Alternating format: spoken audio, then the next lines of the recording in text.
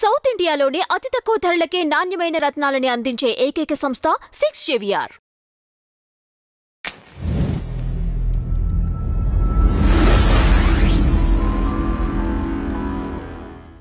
ఓం నమ శివాయ. మహాశివరాత్రి పర్వదిన సందర్భంగా విచ్చేసిన అశేష భక్తులందరికీ నమస్కారాలు తెలియజేసుకుంటూ, ఇక్కడికి విచ్చేసిన మన ప్రియతమ ముఖ్యమంత్రి నారా చంద్రబాబు నాయుడు గారికి మనస్ఫూర్తిగా నమస్కారాలు చేసుకుంటూ, ఇవాళ మహాశివరాత్రి. శివరాత్రి ప్రతి నెల వస్తుంది. దాని పేరు మాస శివరాత్రి. ఏడాదికి ఒక్కసారి వచ్చేదే మహాశివరాత్రి.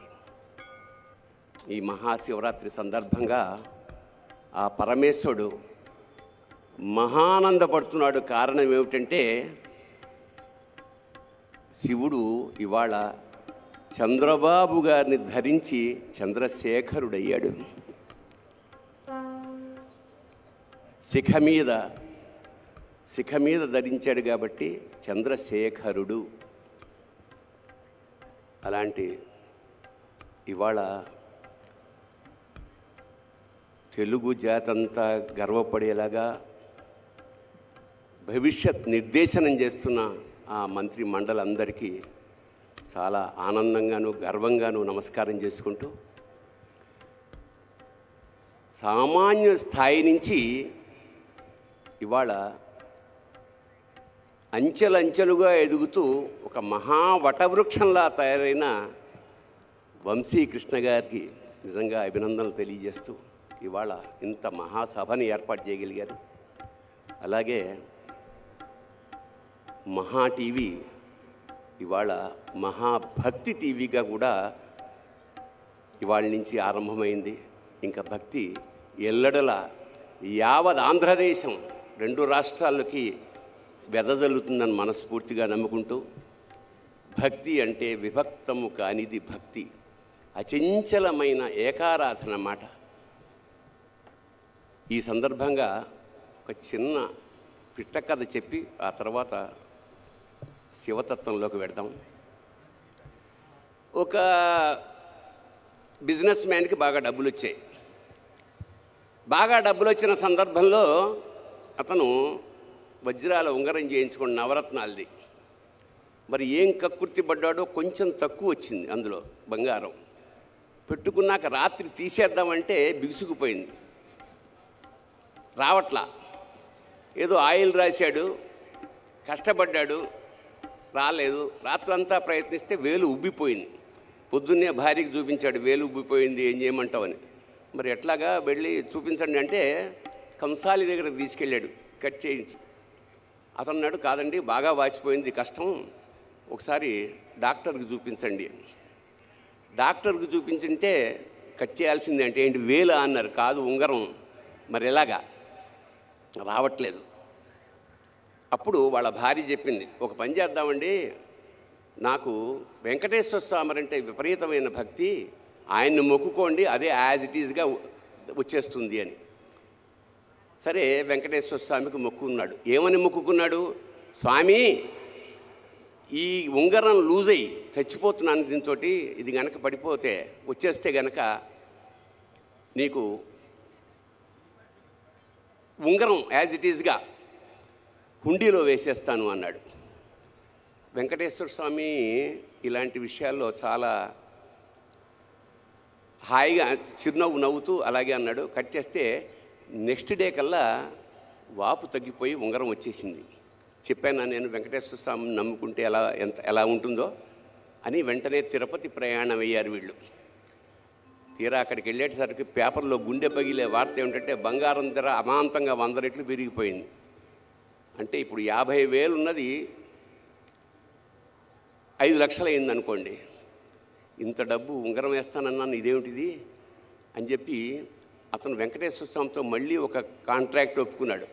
స్వామి, నేను ఉంగరం వేస్తానన్నది లాస్ట్ మంత్, అప్పుడు బంగారం ధర ఇంతే ఉంది, ఇప్పుడు దానికి నీకు సంబంధం లేదు, అంచేత అప్పుడు దాని ఖరీదు 50,000 రూపాయలు కాబట్టి ఆ 50,000 వేసేస్తాను అని 50,000 పొట్లం కట్టి ఓం గోవిందా గోవిందా అని హుండీలో ఆ డబ్బులు వేసేసాడు. దాంతోపాటు ఉంగరం కూడా పడిపోయింది. అందుకే వాడిని వడ్డీ కాసుల వాడు అంటాడు. అంచేత దేవతలతోటి మనం బేరం చేయకూడదు. అంచేత భక్తి అంటే నిష్కామ భక్తి, నిశ్చల భక్తి ఉండాలి. మరి మనం ఇవాళ మహాశివరాత్రి సందర్భంగా శివుడిని వెతుక్కుంటున్నాం. శివుడు ఎక్కడుంటాడు? ఎక్కడ ఉండడు? సర్వాంతర్యామి కదా. నీలోనూ ఉంటాడు, నాలోనూ ఉంటాడు.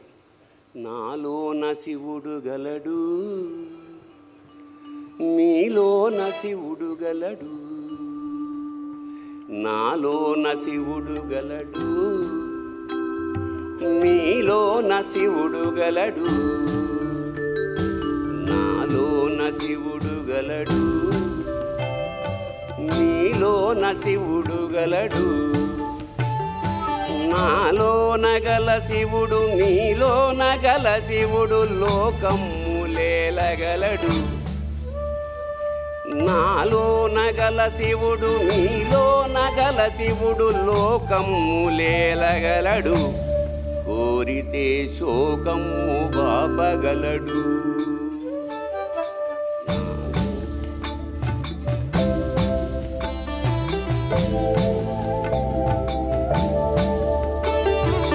నాలోన శివుడు గలడు, నీలోన శివుడు గలడు. నాలోన గల శివుడు, నీలోన గల శివుడు గంగ పైకెత్తగలడు. నాలోన గల శివుడు, నీలోన గల శివుడు గంగ పైకెత్తగలడు. పాపులను తుంగలో తొక్కగలడు.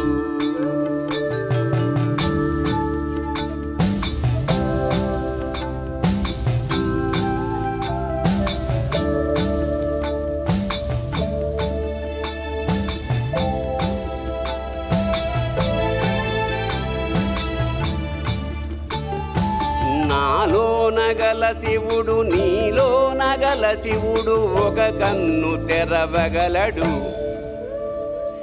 నాలోన గల శివుడు, మీలోన గల శివుడు ఒక కన్ను తెరవగలడు.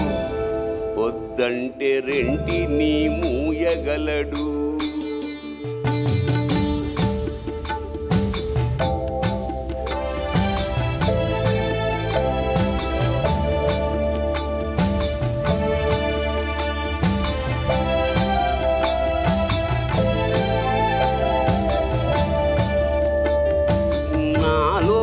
గల శివుడు, నీలోన గల శివుడు సగము పంచియగలడు.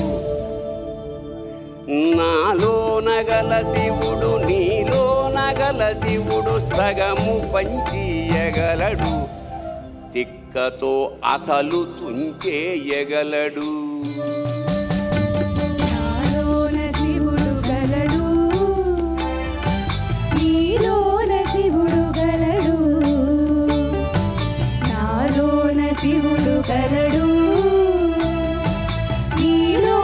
శివుడు గలడు.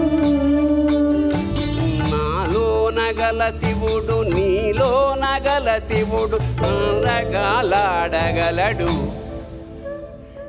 నాలోన గల శివుడు, నీలోన గల శివుడు నాటకాలాడగలడు. తెరదించి మూట కట్టేయగలడు. నాటకాలాడగలడు. తెరదించి మూట కట్టేయగలడు. నాటకాలాడగలడు. తెరదించి మూట కట్టేయగలడు.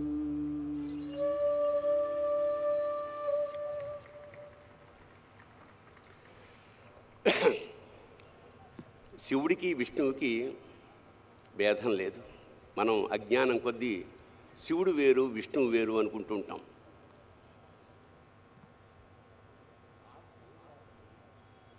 శివుడు నిరంతరం ధ్యానం చేసేది విష్ణువుని. అలాగే విష్ణువు యోగ నిద్రలో ఉండి నిరంతరం తలుచుకునేది శివుణ్ణి. అంచేత ఒకే కాయనికి ఉన్న రెండు వైపులా ఉండేదే శివుడు విష్ణువు. ఉదాహరణకి మనం పొద్దున్న లేచి ఆఫీసులకి పనులకి వెళ్తాం. వెళ్ళినప్పుడు మనం డ్రెస్ వేసుకుంటాం, సూట్ వేసుకుంటాం, వాచ్ పెట్టుకుంటాం, ఉంగరాలు పెట్టుకుంటాం. ఆడవాళ్ళైతే నగలు ధరిస్తారు. అలంకరణ అంతే. అలంకరణ ప్రియో విష్ణు, అభిషేక ప్రియో శివ. అలంకరణలో ఉండే విశేషం ఏమిటంటే విష్ణు తత్వం. దాంతో ఆఫీస్కి వెళ్తాం, పనులు చేసుకుంటాం. అదంతా అయిపోయిన తర్వాత సాయంత్రం వచ్చిన తర్వాత మగవాళ్ళు అయితే వెంటనే చొక్కాలు ఇక్కలన్నీ తీసేసి లుంగిలోకి మారుతారు, ఆడవాళ్ళు నైటీలోకి మారుతారు. అంటే శివతత్వం ఎంటర్ అయిందనమాట. ఇక్కడి నుంచి రీఛార్జింగ్ ది బ్యాటరీ అంటే రిలాక్స్ అవుతాం, పడుకుంటాం, పొద్దున్న కల్లా ఎనర్జైజ్ అవుతాం, మళ్ళీ విష్ణుతత్వంలోకి ఎంటర్ అవుతాం. సో పగలల్లా మనకి శక్తినిచ్చేది విష్ణుతత్వం అయితే మనలో బ్యాటరీ ఛార్జ్ చేసేది శివతత్వం. ఇది తెలుసుకోలేక మనం నిరంతరం జీవితాంతం నేను శివతత్వంలోనే ఉంటాను, పడుకుంటా అంటే పెళ్ళాం గెంటేస్తుంది. అలాగే నిరంతరం విష్ణుతత్వంలో ఉండడం అసాధ్యం. అంచేత శివ విష్ణువులు ఒక్కరే. అందుకని ఎంత మోసగాడివయ్యా శివ, నువ్వు ఎంత వేషగాడివయ్యా శివ, ఎంత మోసగాడివయ్యా శివ, నువ్వు ఎంత వేషగాడివయ్యా శివ, నువ్వు ఎంత వేషగాడివయ్యా శివ.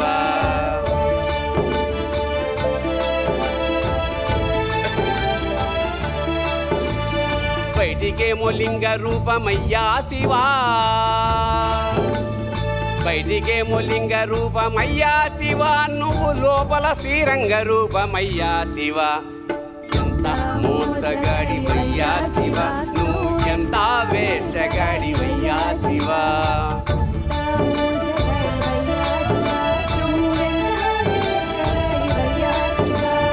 పైన మూడు నామాలేనయ్యా శివా, పైన మూడు నామాలేనయ్యా శివ, నీకు లోన 1000 నామాలంటయ్యా శివ.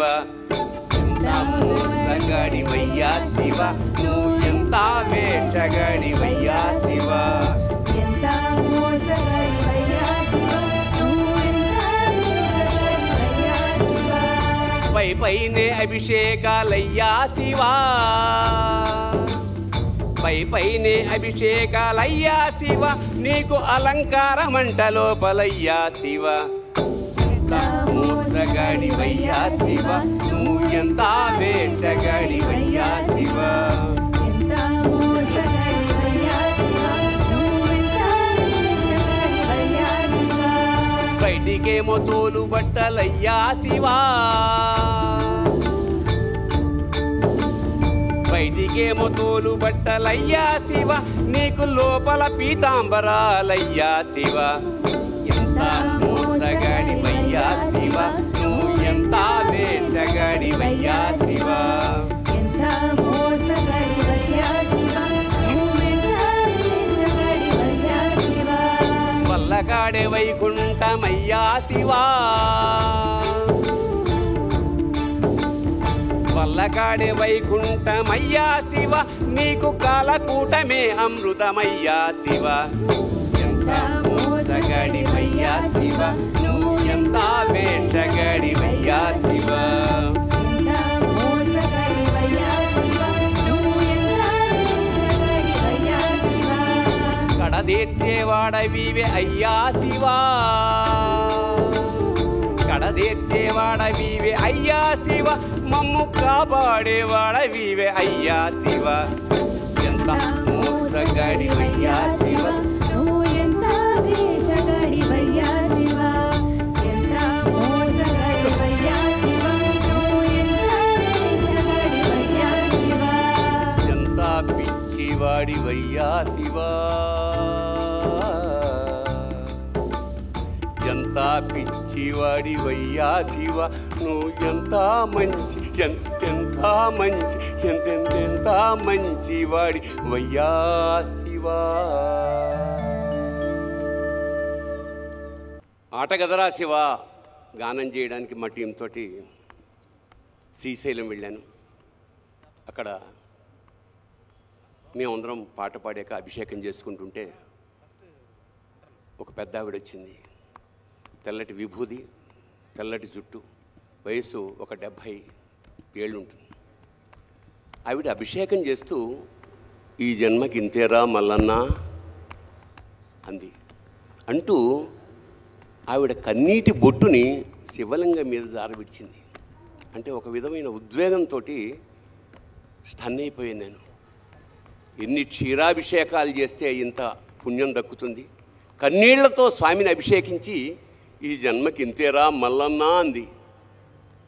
మల్లికార్జున స్వామిని మల్లన్న అని చాలా ప్రేమగా పిలుచుకుంటారు. ఈ జన్మకి ఇంతేరా అంటే శ్రీశైల శిఖరం దృష్ట్యా పునర్జన్మ నవిద్యతే. ఒకసారి శ్రీశైల శిఖరం కనుక వస్తే ఇక జన్మరాహిత్యం అనేది మన వాళ్ళు చెప్తూ ఉంటారు. అలాంటిది ఈవిడ ఈ జన్మకి ఇంతే అంటుంది. చాలంటోంది ఏమిటి అంటే ఇదే లాస్ట్ టైమా లేదా ఇదే ఫస్ట్ టైమా నాకు అర్థం కాలేదు. అప్పుడు నాలో అప్రయత్నంగా ఈ జన్మకి ఇంతేరా మల్లన్న అన్న వాక్యం రాత్రంతా తిరుగుతోంది. అప్పుడు పుట్టిన పాట ఈ జన్మకి ఇంతేరా మల్లనా, ఈ జన్మకి ఇంతేరా మల్లనా, ఇంకో జన్మ నాకీ మల్లనా, ఈ జన్మకి ఇంతేరా మల్లనా, ఇంకో జన్మ నాకీ మల్లనా.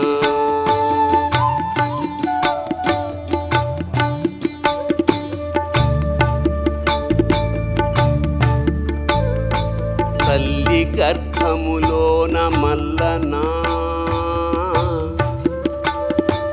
తల్లి గర్భములోన మల్లనా, నా గుండె సప్పుడు నీవే మల్లనా, ఊపిరి తీసిన మల్లనా, నా ఊపిరి పోసిన మల్లనా, ఈ జన్మకింతేర మల్లనా, ఇంకో జన్మ నాకీ మల్లనా.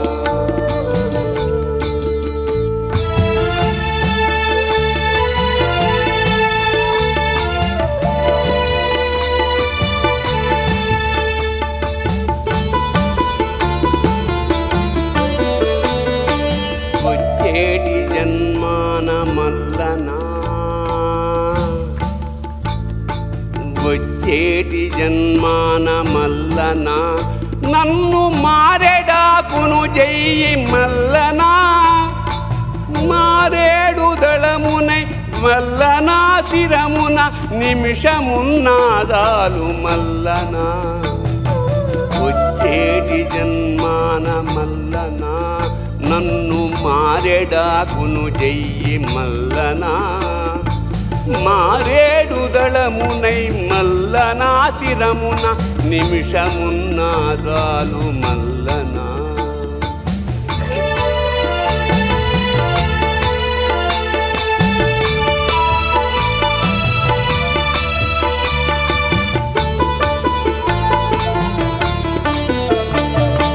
కొండంత ఎదిగాను మల్లనా,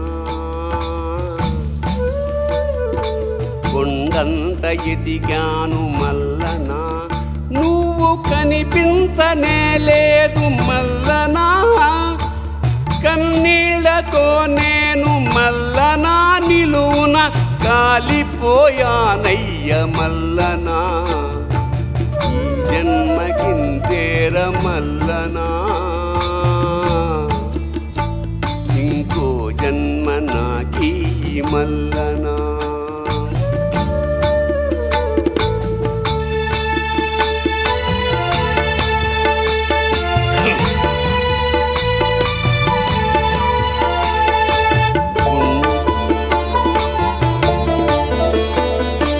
గుండెలో ఉన్నావ మల్లనా, గుండెలో ఉన్నావ మల్లనా, మేము గుడ్డోళ్ళమయ్యాము మల్లనా, పుట్టు